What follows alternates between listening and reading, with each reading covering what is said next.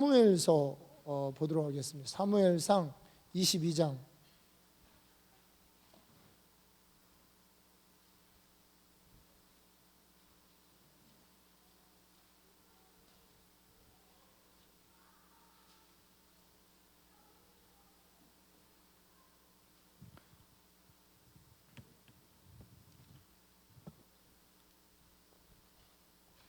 (22장) 21장부터 보겠습니다. 21장 13절부터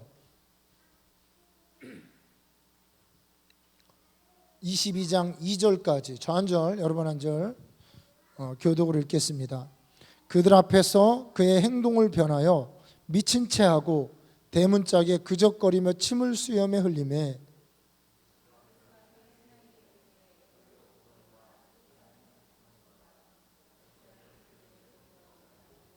내게 미치광이가 부족하여서 너희가 이 자를 데려다가 내 앞에서 미친 짓을 하게 하느냐. 이 자가 어찌 내 집에 들어오겠느냐 하니라.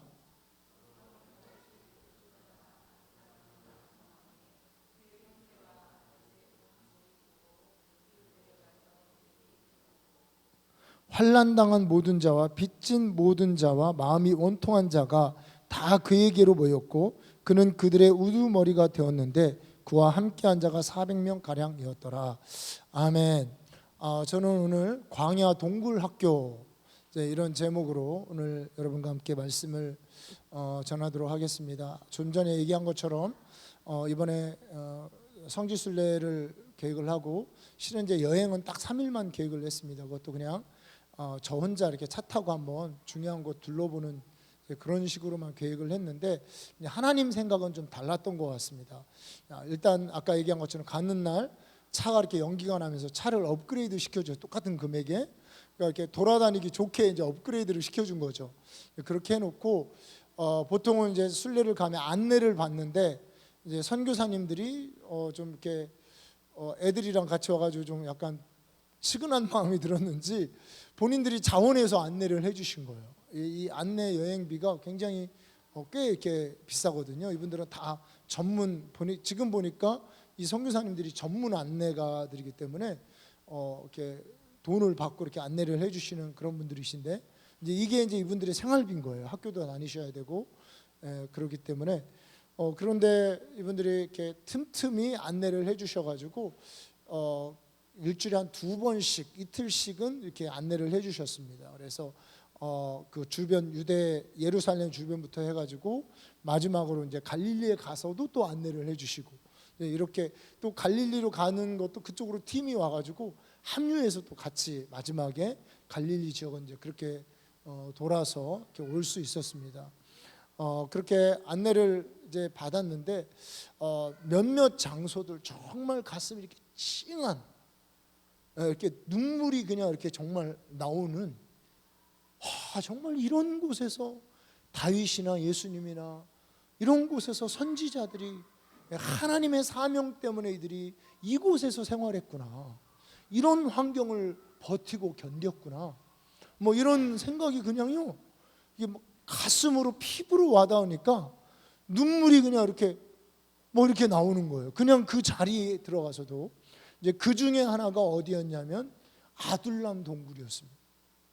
이 아둘람 동굴에 가서 정말 그 동굴 체험을 하고 나니까 그곳이 다윗이 이런 곳에서 광야, 그것도 동굴에서, 광야 동굴 학교에서 훈련을 받고 연단을 받았구나.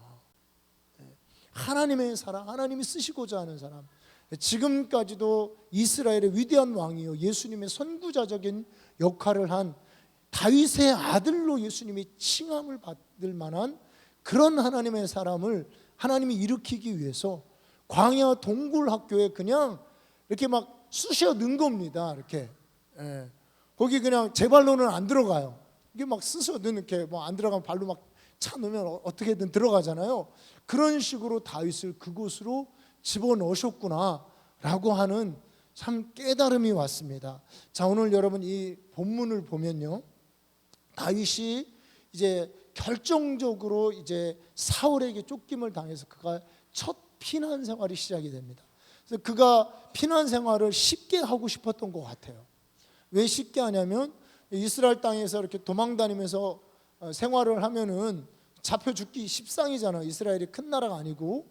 그렇기 때문에 다윗은 이미 유명한 사람이었고 잡혀 죽기 십상입니다. 이러기 때문에 그가 블레셋 땅으로 도망을 합니다.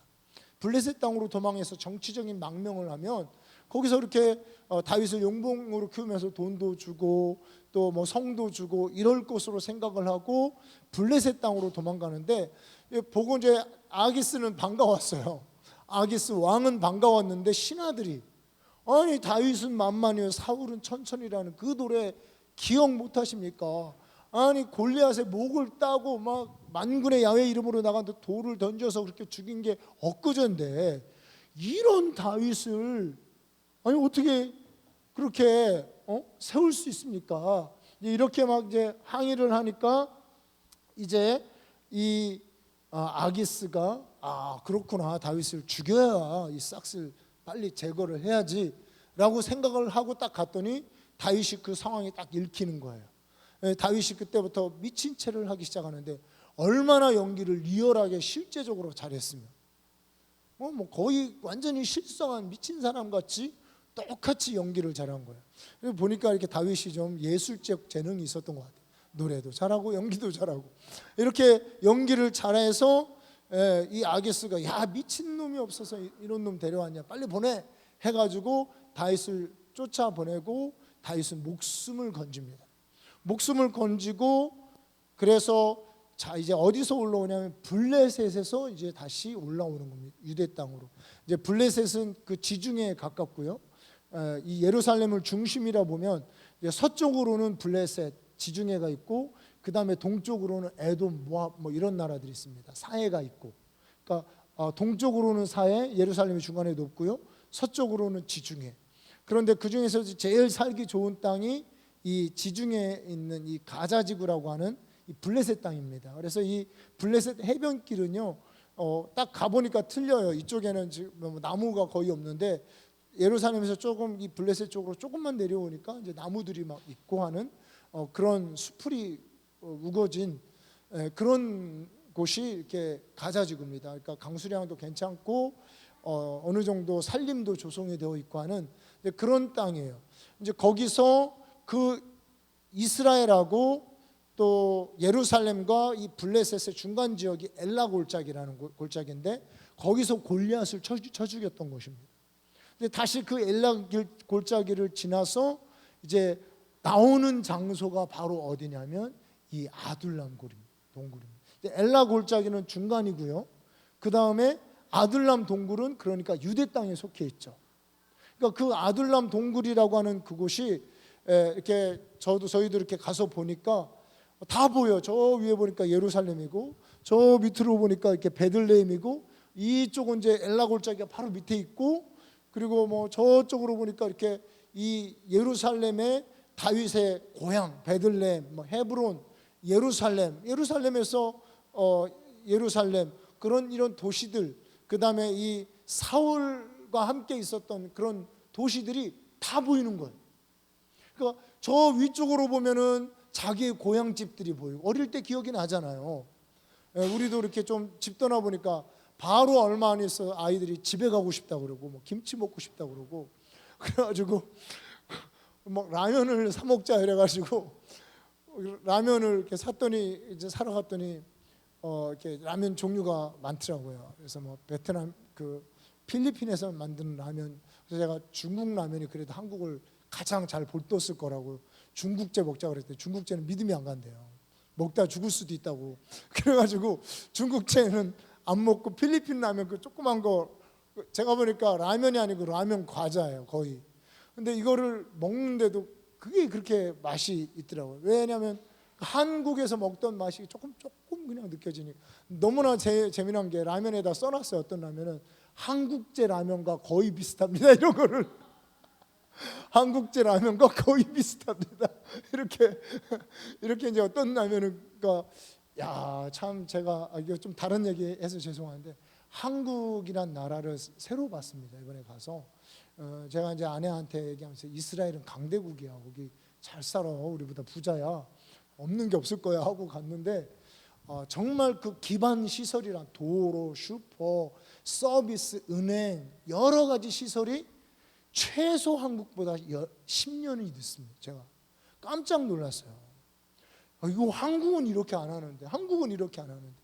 제가 이 한국이 정말 이 세계에서 최상위권 나라, 가난한, 하여튼 그런 나라만 갔는지 아프리카 주로 저는 미국도 가긴 갔는데 그래서 그런지는 모르겠는데 한국보다 한 10년은 늦더라고. 기반 시설, 도로라든가 뭐 수도, 여러 가지 서비스 뭐 이런 것들이요. 청결부터 해서 이런 모든 것들이 국민 의식도 10년은 늦은 것 같아요.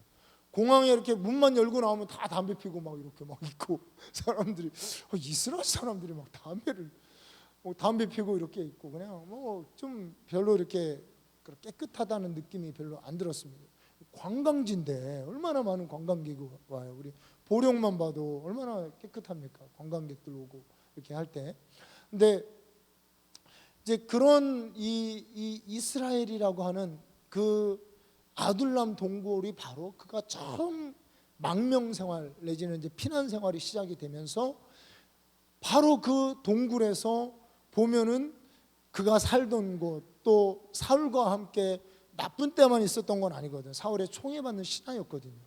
사위까지 됐었고, 그리고 러브 스토리, 미갈과의 러브 스토리 이런 게 이렇게 쫙 눈에 들어오고, 그리고 바로 밑에가 골리앗을 때려 죽이고, 골리앗을 돌로 던져서 쳐 죽이고, 그가 이스라엘의 순식간에 영웅으로 등극했던, 하나님의 위대한 승리를 경험했던 그런 어떤 흔적들이 바로 밑에 있는 그곳이 아둘람이더라고요.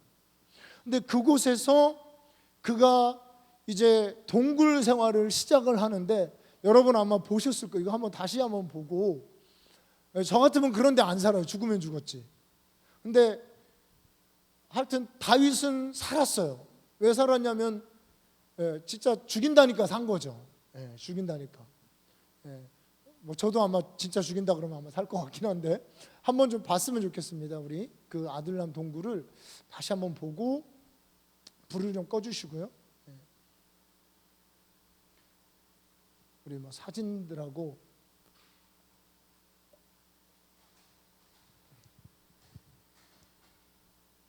이거 다 꺼주세요. 이렇게 이제 동굴 입구가 이렇게 좀 큰 동굴이 있고 이런 굴들이 있습니다. 이게 어느 정도냐면요. 저 같은 몸이 겨우 막 이렇게 겨우 들어갑니다. 이렇게 나중에 보시면 아는데 한번 사진을 넘겨주시고, 이거는 좀 이렇게 좀 입구가 좀 크죠. 그리고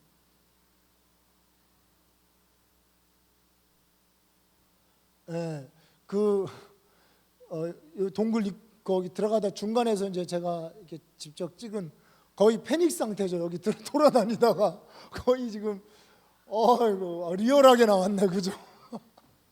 근데 얼마나 너무 힘든 거예요. 자, 우리 또 여기가 보면은요, 이 동굴 이제 좀 큰 동굴에 있는데 그 작은 동굴 속에서도 보면 이 비둘기 키우는 조그만 굴들이 있어요. 그러니까 저기서 비둘기 한 몇백 마리는 키울 수 있다고 그러더라고요. 실제로 키운 곳이 동굴 안에.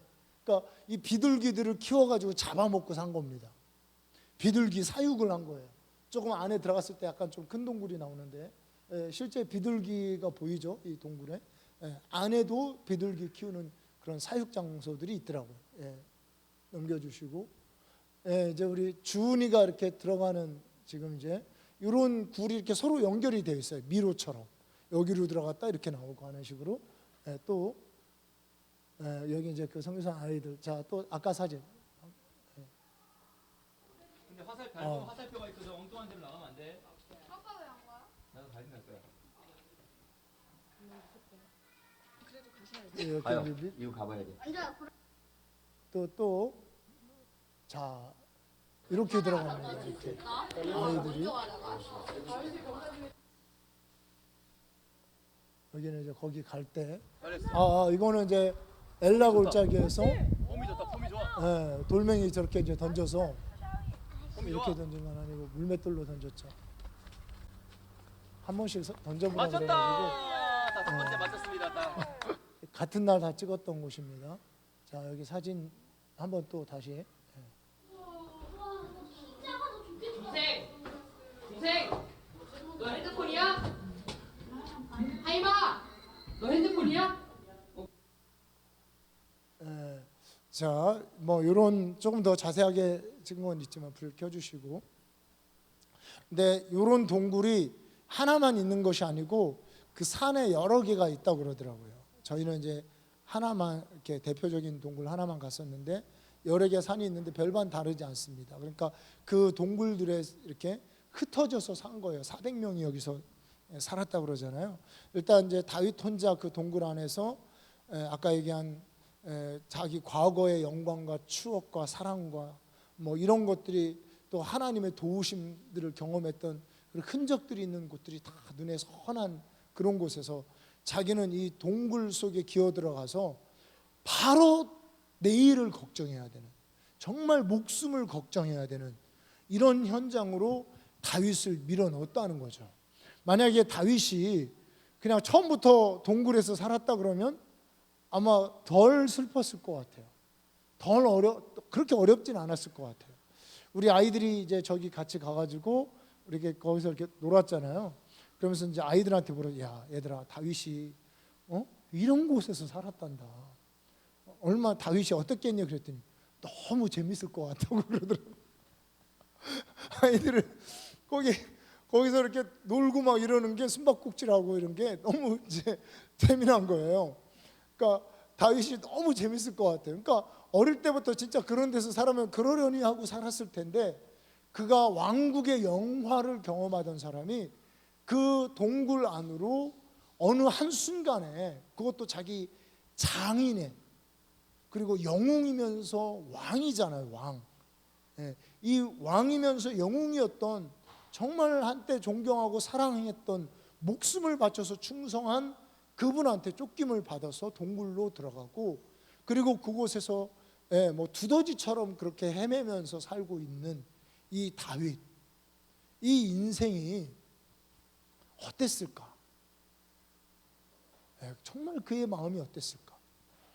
그런데 이게 하나님의 은혜인지 아니면 뭔지 모르지만 어떻게 소문을 듣고 400명이 거기로 몰려옵니다. 다윗과 똑같은 상황에 있는 사람들이 죽지 못해서 몰려와가지고 같이서 거기서 동굴에서 정말 숨바꼭질하면서 그렇게 400명이 거기서 함께 살아갑니다. 근데 제가 봐도 아무리 봐도 이게 400명이 살 수 있는 곳이 아닌데 그런 동굴들이 있다고 그러면 막 거기서 그러니까 그냥 어깨 이렇게 대고, 그리고 누가 나타났다 그러면 막 얼른 또 싹 뭐 기어 들어갔다가 그 몽구스인가 그런 거 있잖아요. 이렇게 망보다가 이렇게 나타났다 그러면 막 샥 해가지고 들어가고 막 이러잖아요. 이제 그런 식으로 400명이 거기서 산 거예요. 제가 이스라엘을 가면서 두 가지가, 이 성지 귀한 하나님의 은혜의 땅을 이렇게 와서 이렇게 다닌다는 그런 정말 그 감격과 은혜가 매일 있었습니다. 그리고 근데 한 가지는 뭐냐면 그 6가족이 이렇게 그 들어가면 호텔이 있잖아요. 호텔 방 하나에서 그 30일을 그러고 살려고 하니까요, 사람 정말 힘들더라고요. 아니 이거 6명 데리고도 이렇게 어려운데 모세는 60만 명, 다 합쳐서 한 200만 명을 이렇게 데리고 나오고 다윗은 지금 400명이 지금 그러고 살고 있는 거예요. 거기서 이러고 있는 이 모습이 이 하나님의 연단이라고 하는, 하나님이 한 사람 제대로 찍어서 온전한 사람 만들고 한 사람 하나님이 제대로 써서 그를 위대한 하나님의 그릇으로 삼기 위해서 하나님이 쓰시는 이 방법, 하나님이 허용하시는 이 시련과 연단이라는 것이, 이것이 얼마나 혹독하고 얼마나 고통스러운 것인가. 한번 당해보면 이게 한 번이니까 이러고 살지, 2번 들어가라면 이게, 우리 뭐 그런 꿈 꾸잖아요. 군대 2번 가는 꿈. 이게 제일 재수없는 꿈이었잖아요 옛날에. 지금은 이제 꾸지도 않아요. 시간이 오래돼가지고. 근데 옛날에는 이렇게 군대 제대하고 막 오 하고 일어나면 군대를 또 가 있는 그런 꿈을 막 꾸고 하는데, 이런 삶을 지금 다윗이 과거의 영화를 누렸던 사람이 여기서 하고 있습니다. 하나님의 특별한 계획과 섭리 아래서 우리가 다윗이라는 위대한 이스라엘 왕이라는 그것을 우리가 그 결말을 알고서 보니까 이렇게도 지냈네 그러지만, 이 현실 속에 지금 던져져 있는 다윗, 두더지처럼 굴 속을 파들어가야 되는 그의 인생을 생각하면 얼마나 답답했겠습니까? 사람들이 이제 하다 안 되면 나중에 보면 그러잖아요. 정신줄 놓는다고 그러잖아요. 정신줄 놓으면 이제 끝인 거죠. 이제 그런 놀까 말까 끊어질까 이을까 하는 그런 삶에서 다윗은 이제 13년을 그러고 삽니다. 그의 인생에 약 10여 년을 이제 이런 삶을 살게 되는데요. 자, 우리 시간에 다시 한번 한 구절을 보도록 하겠습니다. 그래서 다윗이 이런 연단, 이런 환경에 그가 떨어졌을 때 그가 그 모든 것들을 이기고 어떻게 하나님의 마음에 합하고 위대한 하나님의 종으로 그가 쓰임 받을 수 있을까? 뭐 우리가 다 알 수 없죠. 다 알 수 없지만 그의 마음과 그의 처지가 드러나는 시가 있죠. 제가 이렇게 본문의 말씀을 여러분들 카톡으로 보냈었는데요. 우리 시편 일단 34편 한번 먼저 보도록 하겠습니다.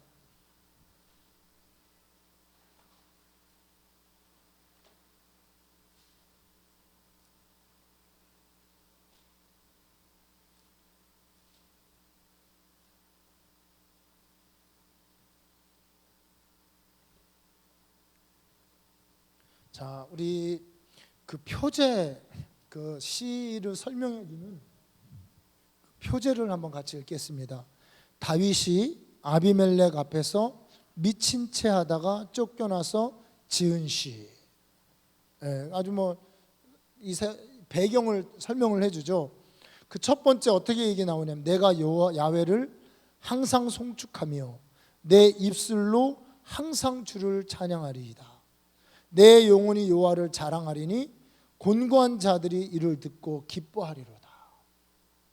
그러니까 결국 이 다윗은 이 모든 고난과 연단을 찬양으로, 예배로, 경배로서 이길 수 있었습니다.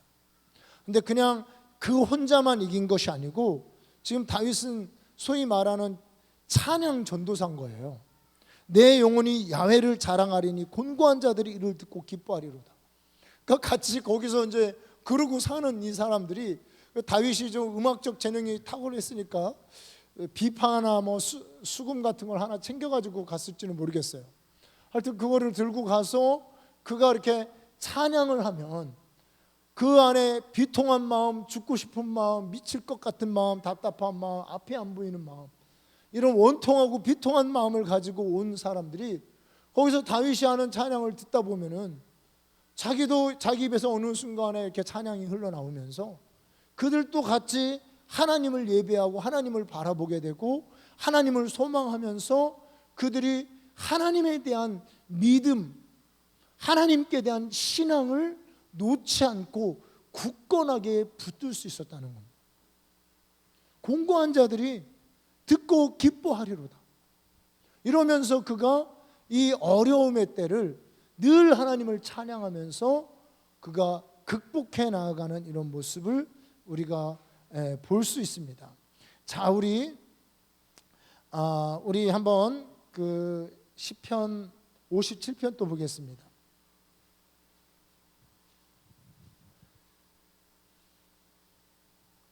우리 같이 이 57편 표제, 그 다윗이 사울을, 이것을 같이 읽겠습니다. 시작. 다윗이 사울을 피하여 굴에 있던 때. 그러니까 이 시가 아둘람 동굴에서 지었는지 아니면 뭐 다른 동굴에서도 피해 있었던 성경의 기록들이 있는데 조금 후대에 지었는지는 잘 모르겠지만, 하여튼 이 굴에 있을 때 이런 시를 지었습니다. 그의 이 고통스러운 영혼이, 그 마음이 여기서는 아까 시하고는 다르게 이렇게 그대로 표현이 되어 있습니다. 내 영혼이 주께로 피하여 주의 날개 그늘 아래에서 이 재앙들이 지나기까지 피하리이다. 근데 그 지나갔던 이 동굴에 대해서 선교사님이 소개를 해주는데 우리 보았던 거기 동굴 입구가 이렇게 벽면이 진짜 이렇게 날개같이 이렇게 돼 있다는 거예요. 그러니까 다윗은 그곳에 피하면서 하나님의 날개를 기억한 것이죠.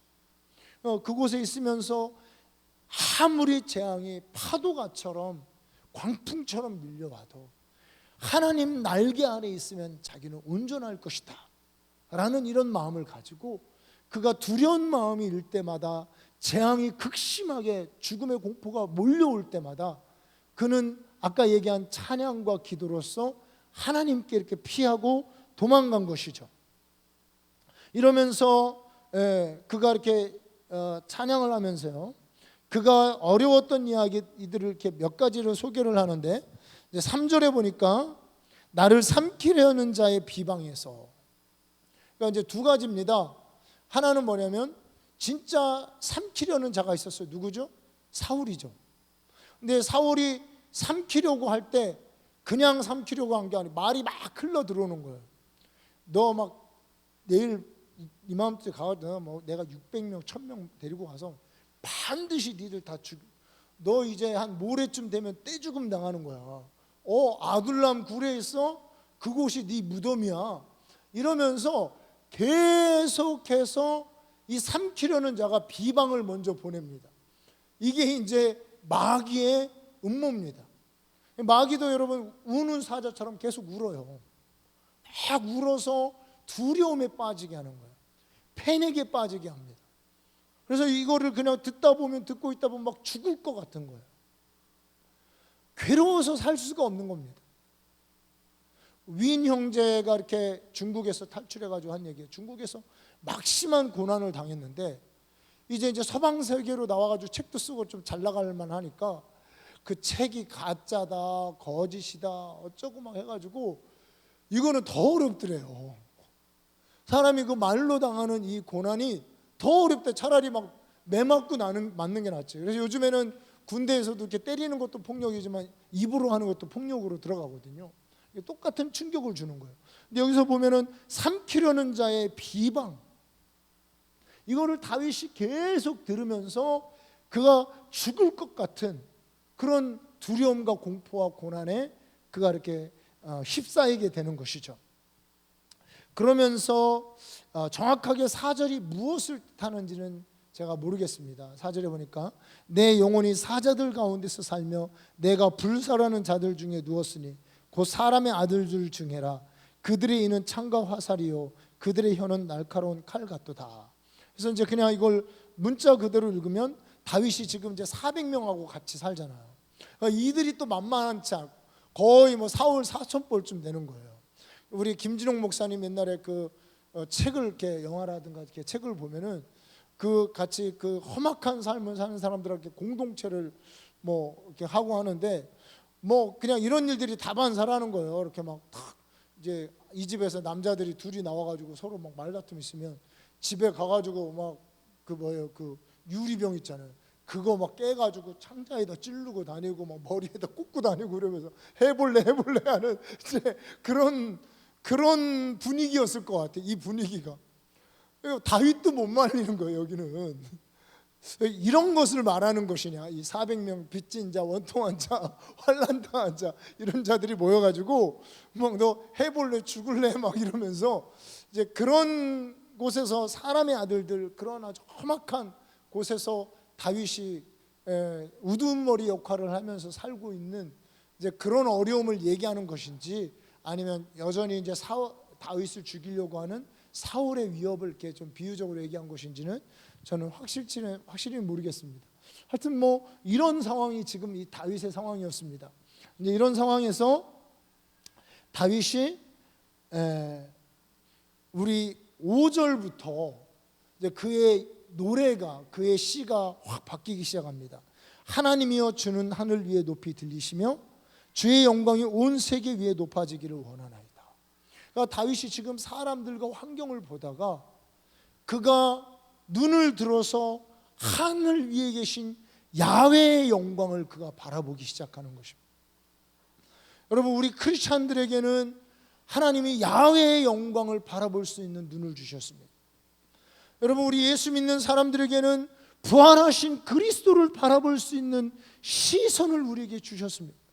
여러분, 세상에 그 어떠한 고난이, 그 어떠한 답답하고 죽을 만한 일들이 우리를 사방으로 에워싸고 동굴과 같이 우리를 가둬놓을지라도 우리의 영적인 눈, 하나님을 바라볼 수 있는 영적인 눈은 열려 있다는 거예요.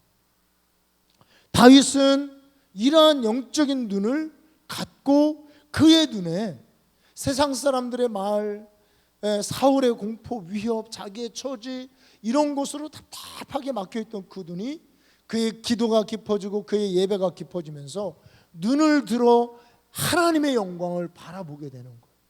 하나님을 바라봤더니 하나님은 하늘 위에 높이 온 세계 위에 높으시고 충만한 영광이 계신 그런 분이더라는 거죠. 주님의 영광을 바라보니까 자기가 지금 분명히 인간적으로 실제적으로도 고통 가운데 어떻게 해볼 수 없는 그런 막막한 처지 가운데 그가 있지만 하나님의 영광을 바라보니까 아무것도 아니더라는 것이죠. 여러분, 그런 체험 하시죠? 우리가 참 기도할 때, 기도하기 전에 막 죽을 것 같고 고통스럽고 막 원통하고 분하고 속상하고 환장하고 하여튼 뭐 그래요. 살다 보면 그렇습니다. 그런 것들이 아주 끊임없이, 그 사람은 한 번 얘기했는데 나는 그 말이 그냥 귓가를 1000번, 10,000번 이렇게 때리는 거예요. 막 에코가 그냥 끊임이 없어요. 와 와 와 와 이렇게 막 끊임없이 들리니까 사람이 막 그런 거 계속 생각하면요, 이 사람이 미치는 겁니다. 혼줄을 놓게 되는 거예요. 환경 그렇지, 옆에서 함께 한다고 있는 막 그 사람들도 뭐 떨거지들도 그렇지. 이러니까 지금 다윗이 살 수 없는 이런 상황에 그가 끊임없이 하나님께 기도하고 예배할 때 그의 눈에 하나님의 영광이 보이는 거예요. 하나님의 영광이 보이니까 이제 그가 하나님을 찬양하기 시작합니다. 그러면서 자기의 처지를 거꾸로 반대로 해석한 노래들이 믿음의 노래들이 나오는 거예요. 그들이 내 걸음을 막으려고 그물을 준비하였으니, 완벽하게 준비했죠. 내 영혼이 억울하도다. 억울하죠. 그들이 내 앞에 웅덩이를 팠으나 자기들이 그 중에 빠졌도다. 믿음의 선포를 하기 시작합니다. 이러면서 이제 이 7절 여러분들이 잘 아는 내 영혼이 확정되고 확정되었사오니 믿음의 눈 들어 주를 바라봅니다. 이 찬양 참 여러분 좋아하시는 찬양이죠? 네, 그 찬양이 다윗이 작곡을 했어요. 다윗이 작사 작곡. 이 다윗이 작곡한 노래가 이런 과정, 그 끊임없이 하나님을 바라보는 이 과정, 그 극심한 연단을 통과하면서 그 구더지굴 같은 곳에서 그가 정말 그렇게 우거하면서 살면서 그가 하나님을 바라보았을 때 이제 그 마음이 확정되고 내 마음이 확정되었다고 하는 이런 고백을 하게 됩니다. 그러면서 이제 그의 찬양이 더 커지죠.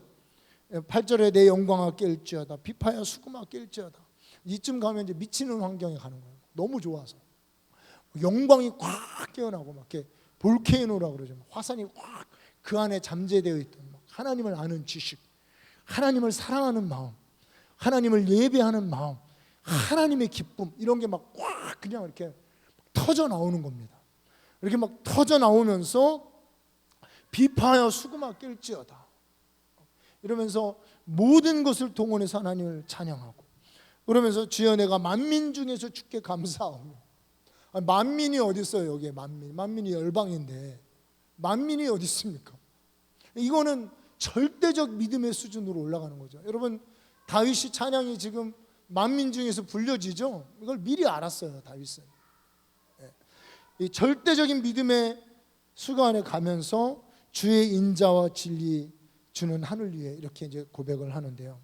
이 중에서 우리가 빼놓을 수 없는 말이 이제 뭐냐면 이 확정되었다는 말입니다.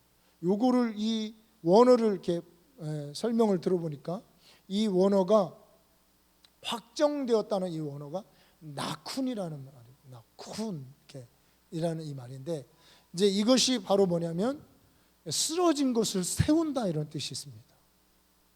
그러니까 다윗이 지금 하나님을 찬양하니까 그의 마음이 지금 어떻게 돼 있었죠?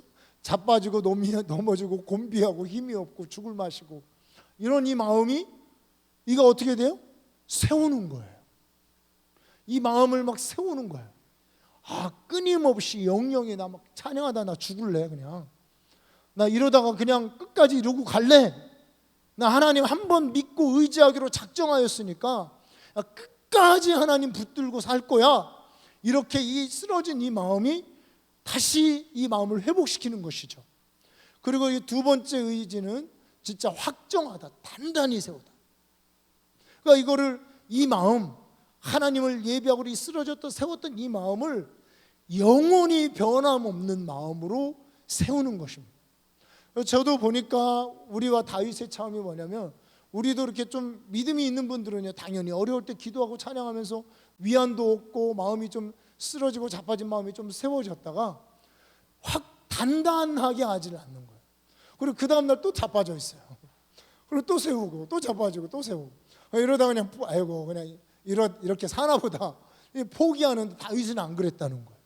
한 번은 하나님을 믿기로 작정하고 하나님을 의지하기로 작정하고 예수의 이름 하나님의 영광으로 살기로 작정한 이 마음을 확고하게 세운 것입니다. 정신줄 놓고 뭐 불평하고 이런 짓 안 하는 거예요. 그 입에서. 어려운 거는 오직 하나님께만 토설합니다. 여러분 얼마나 차이가 있습니까? 여러분 우리 살면서 우리 늘 감사하고 이럴 것 같은 사실 얼마나 우리가 우리 입에서 부정적인 거, 진리가 아닌 거, 하나님 말씀이 아닌 거, 저주에 가까운 말들을 나도 저주하고 자식도 저주하고 남편도 저주하고 뭐 교회도 저주하고 하는 이런 말들을 얼마나 끊임없이 우리 입에서 하고 삽니까?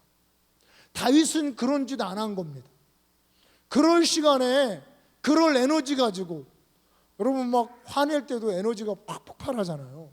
그런 에너지 가지고 한 번이라도 더 하나님을 찬양하고 한 번이라도 하나님께 감사하고 한 번이라도 더 하나님의 말씀에 진리 능력 있는 말씀 내 말이 불 같지 아니하냐 내 말이 방망이 같지 아니하냐 불 같고 방망이 같고 우리의 앞길을 뚫어서 험한 길을 평탄케 하시는 능력 있는 그 말씀을 바로 우리 앞에 선포하는 것입니다. 다윗은 이러기로 이 마음이 이제 확정해버린 거예요. 지나가는 시류와 환경에 따라서 입도 변하고 마음도 변하고 환경도 변하고 신앙생활도 변하는 그런 마음이 아니라 완전히 확고한 마음을 갖기로 그가 결심을 한 것입니다. 그리고 세 번째는 뭐냐면 이 확정됐다라는 이 말은 이 주파수를 맞춘다 이런 뜻이 있습니다. 그래서 이제 이거는 선교사님이 설명을 해주시던데 이 히브리 사람들은요 누가 이제 어떤 말을 하면 야 너하고 나하고 똑같아 그러면 나쿤 하면 나쿤 하면서 나쿤 막 이런대요. 그러니까 무슨 얘기를 하다가 우리 뭐 아멘 맞아 줬어 막 이런 이제 너하고 나하고 나도 네 생각하고 똑같아 이게 이제 나쿤이라는 거죠. 오늘날로 소위 말하는 이렇게 주파수를 쫙 맞추는 거죠. 주파수를 맞추는. 그러니까 이 여러분 자 우리 영적인 것도 정말 그 이 주파수 너무 비슷한 것 같아요. 주파수가 조금만 틀려도 우리 옛날에 TV 돌려봤잖아요. 이거 그냥 조금만 하다가 이렇게 조금 더 힘줘서 돌아가면 막 지지직 끓고 그러면 다시 하라 그러면 또 다시 돌리고 여름이나 봄 가을은 괜찮은데 겨울에 그 차가운 쇳덩을 붙들고 돌리려면 그거 힘듭니다. 애먹습니다. 근데 이 영적인 것도 우리가 하나님과 완전히 나쿤이 되지 않으면 완전히 주님의 생각, 주의 말씀에 내 생각이 일치되지 않으면 잡음이 들리고 끊임없이 하나님의 블루프린트, 청사진이 보이지 않고 인간적인 환경과 상황만 보이는 겁니다. 끊임없이 원수가 주는 생각, 끊임없이 사람들이 정죄하는 말들 그 말이 내가 돼버린다니까. 그거 받아들이는 순간 그 말이 내가 그런 사람이 되는 거예요. 여러분, 우리 아이들의 자존감은 부모가 많이 결정한다고 그러잖아요. 부모가 계속 그 아이에 대해서 그렇다고 그러면 그 아이는 그런 생각을, 그게 내가 되는 인격이 돼버리는 겁니다. 우리 이 다윗이 한 것은 뭐냐면 사람들의 그런 것을 전혀 받아들이지 않고 오직 하나님의 말씀께만, 오직 살아계신 하나님께만 그가 주파수를 조정하고 낙훈을 한 것이죠. 이것이 다윗이 내 마음이 확정됐고 확정되었다는 것. 그래서 내가 노래하고 내가 또 찬송하리이다 라는 이런 고백들을 고백하고 있습니다. 여러분, 이 시 분명히 이 시 표제에 사울을 피하여 구울에 있던 때, 여러분 한번 좀 진짜 한번 생각을 해보자고. 그런 곳에서 이런 시가 나올 만합니까? 이런 시가 나와야 되는 건가요? 인간적으로? 나올 수 있는 환경입니까? 하나님과 낙훈이 되어 있는, 하나님 마음에 합했던, 그리고 하나님이 고난을 통해서 연단하시고 쓰시려고 작정했던, 오직 하나님에 의해서 하나님이 인도하시는 길이었기 때문에 다윗은 그 모든 것에, 모든 상황과 환경을 변화시키고 선한 길로, 의로운 길로 인도하시는 주님을 절대적으로 믿고, 그도 믿음이 흔들리고 그도 어려움이 있고 그도 갈등이 있었겠지만 오직 그것을 기도와 말씀과 찬양으로 그가 하나님을 바라보면서 극복하면서 나아가기로 했던, 하나님과 인간 사이에 뭔가 통했던 그 사람을 통해서 이런 시가 나오고요. 그리고 하나님은 정말 하나님 성경 말씀 그대로 한 자도 빠지지 않고 위대하게 하나님이 그에게 예언하셨던, 이미 말씀하셨던, 선포하셨던 대로 그를 사용하셨던 것입니다. 저희가 이번에 갈 때 그 아브라함의 무덤도 갔습니다. 하여튼 그 진짜 그 무덤은 그 막벨라 동굴이죠. 네, 막벨라 동굴. 이거는 정말 아브라함의 동굴이래요. 아브라함, 이삭, 야곱까지 이렇게 3대. 거기에 누구까지 있냐면 레아까지 붙였습니다. 이쪽은 이슬람 사람들도 우리 조상이고 이쪽 다 이렇게 이스라엘도, 그래서 한 무덤인데 반으로 나뉘어 있어요. 이게 이제 영상으로도 설교가, 우리는 이제 이스라엘 쪽으로만 갔는데 그런 모습을 보면서 와, 하나님은 한 자도 안 틀리고 하나님의 언약이 이루어졌다. 한 자도 안 빠져. 하나님의 선한 뜻이 1.1획도 바뀌지 않고 반드시 이루어진다. 그런데 조건이 있습니다. 어떻게 해요? 내 마음이 확정되고 내 마음이 오직 하나님과 낙훈으로 연결됐대. 인생을 이렇게 제가 그래도 이렇게 아직 50은 아니지만 좀 이렇게 관찰했잖아요. 어떤 사람들은 그냥 살다가 이렇게 쓰러져 가요. 그럼 하나님이 계획이 위대한 계획이 있죠. 뭐가 안 된 거죠? 낙훈이 안 되는. 동굴에 집어넣으면 동굴에 집어넣었다고 원망하고, 빼내면 빼냈다고 원망하고, 그리고 유대 광야 넓은 곳에 보냈더니 막 광야라고 춥다고 또 막 원망하고, 인생을 그냥 원망의 연속으로 살다가 그냥 하나님과 끝까지 낙훈이 되지 않으면 하나님이 쓰시고 싶어도 쓰실 수가 없는 것이죠. 오늘 이 다윗이 그가 하나님 한때 잘 나갈 때도 그랬지만 그가 이처럼 비참한 상황에서도 오직 하나님께 찬양하고 그의 마음이 하나님과 낙훈이 돼서 하나님과 연결되고 하나님의 말씀 그대로 그 인생에 이루어질 줄 믿고 하나님의 영광 그대로 하나님을 바라보면서 그 안에 찬송이 폭발하고 영광이 폭발하고 비파와 수금이 깨어나고, 이미 여러분 그 순간에는 동굴이 다 열려버린 겁니다. 동굴이 없는 거예요. 높으신 하나님의 영광을 볼 때 그를 가로막는 모든 장애물, 웅덩이는 아무것도 없는 것입니다. 이런 과정을 그가 극복하고 오늘날 하나님이 쓰시는 위대한 하나님의 종으로 지금까지도 예수 그리스도도 다윗의 아들로 다윗의 자손으로 그렇게 예수 그리스도까지도 일컬음을 받을 정도의 귀한 인물이 되었습니다. 그가 실수가 없는 사람이 아니었던 거 여러분 잘 아시죠? 많은 실수를 한 사람이죠. 그렇지만 그가 오직 어떠한 상황이든 하나님께 마음이 확정됨으로 인해서 그가 위대한 사람이 된 것처럼 오늘 이 자리에 있는 우리 모든 성도님들도 우리가 지금부터 영원까지 하나님 앞에 낙훈이 되어 하나님께 마음이 확정이 되어서 하나님이 하시고자 하시는 모든 것을 다 이루실 수 있는 다윗과 같이 하나님께 마음에 합한 자들이 다 되시기를 주님의 이름으로 축복합니다. 자, 우리 시간에 같이 기도하겠습니다.